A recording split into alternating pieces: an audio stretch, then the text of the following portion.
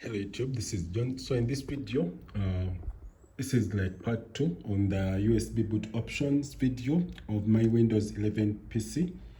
So first of all, what you're going to do, you close, and then you can, in our case here, we're going to get our Linux PC, and you're going to download, first of all, let's do this. So I'm going to go ahead and switch off my PC. Shut down.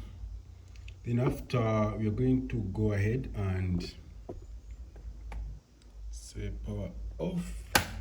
Sorry about that. Make sure that everything, don't break your PC.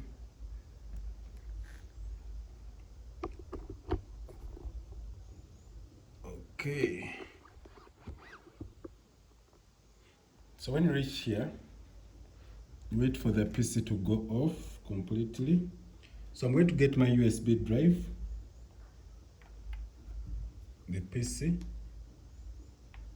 So we're going to click F12 on our Dell PC. And in our case here, we're going to boot Windows 11.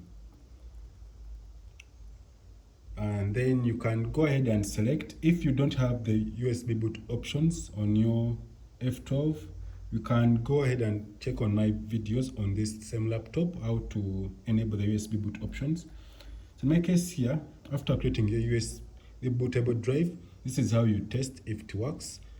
And then I'm going to click enter after selecting my Samsung USB drive.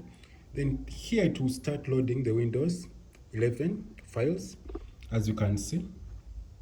And here I can go ahead and install without any other issues.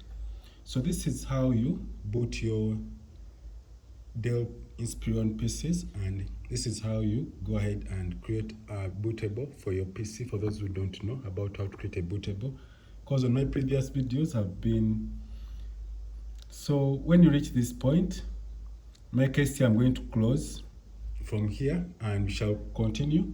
I'm going to resolve the issue why the image is not being recognized very well. So have a nice time.